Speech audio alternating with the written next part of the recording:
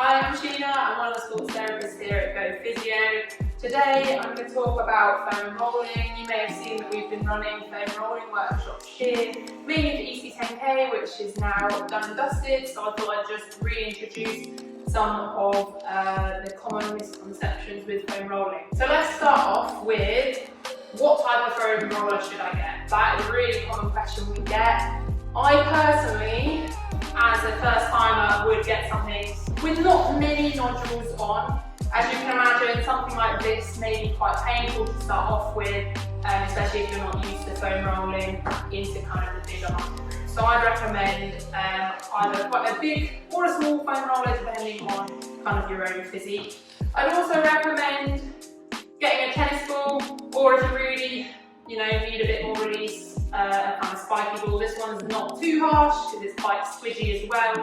The tennis ball is a really good way of just getting into certain points in muscles that may be a little bit deeper or require a bit of a deeper release. Another common question we get is how long should I foam roll for? So the recommended time is actually 60 seconds per muscle group. I likely say if you're a newcomer to foam rolling, probably start at 30 seconds and build it up to 60 seconds. And you don't have to foam roll every single muscle group, just your problem areas as such. So foam rolling, it's a technique for self-massage really. So if you have a sports massage here with us already, you're basically just helping yourself by doing some of the techniques we would use with our hands, but with the foam roller at home. It works a little bit differently to massage in the sense that it works mostly on fascial connections in the body rather than muscle, which is what sports massage works with.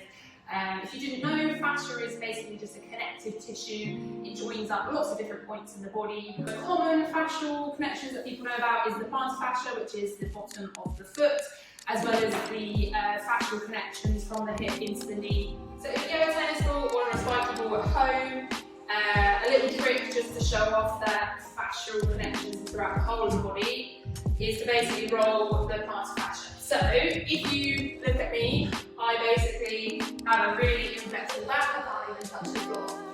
If I then take my tennis ball and I roll my foot, the bottom of my plantar fascia, just going to quickly do it on both sides, and then we'll retest my flexibility in my back again.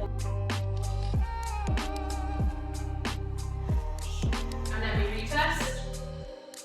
I can now magically touch the floor. How that works is basically the fascia from the bottom of the foot connects all the way up into the lower back. There's lots of fascial maps online if you want to take a look at those, but that's just a magical way for me to show that fascia is connected all into the body. Okay, so we'll start off then with the calves. Now, you do need a little bit of upper body strength to do this because you have to lift yourself up. If you feel, you don't have that much of body strength or you do struggle with this, there are other foam rollers you can get, which basically you can roll muscles with your arms as opposed to, pushing yourself onto a foam roller. So have a look into those if that's something you struggle with. Now to start off with, if you're a beginner, I just start with both calves on the foam roller. That's not too deep, but you can focus on areas which are, say, tighter than others. So say your lateral or the outside of your calf is tight, you just bring your feet slightly inwards and you can roll by basically just positioning your legs into different positions into what areas you feel you need the most. If you feel you're very tight in, say, one calf, you can always place the other foot on top to foam roll, and you get basically the added weight of the other leg to really get quite an in-depth self kind of foam roll or self-massage in that area. Hamstrings is very similar, so just coming higher up, try and avoid the back of the knee if you can. And again, you're just foam rolling into that area. You can again cross the leg over, just add that bit of weight in there. Going on to the front muscles, so if we go into the quadriceps, some people find even just lying on a certain position or a certain part of the quad can be quite useful. And again, you can lift one leg off just to get a bit more weight into that quad. You can also, if you really want to be mean to yourself, is bend this leg up and foam roll whilst that quad is on stretch. That's quite a difficult one, and if you have tight quads, I mean, I recommend doing it, but it's going to be a little bit sore after, so make sure you kind of have hot water bottle or something that's going to make that feel better after. A lot of people ask about glutes. We find a lot of people who run a lot have a lot of glute pain, actually to do with glute weakness usually, as opposed to glute tightness.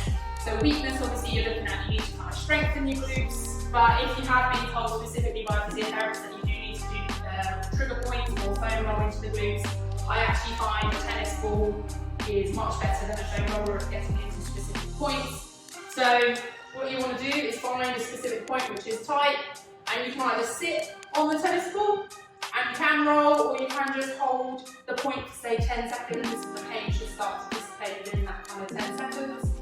Or you can also kind of just side lie onto that tennis ball. They're really nice ways of decreasing the tension in the glutes. But like I said, glutes are usually weak, they usually need to be strengthened before using any of these techniques. So that's it, that's our foam rolling kind of masterclass for the lower limb. Obviously if you do have any injuries or problems when you're running, or just pain in general in the lower limb, then please feel free to give us a call, book an appointment, and just make sure you know that foam rolling is right for you before you start, so just check with your kind of therapist.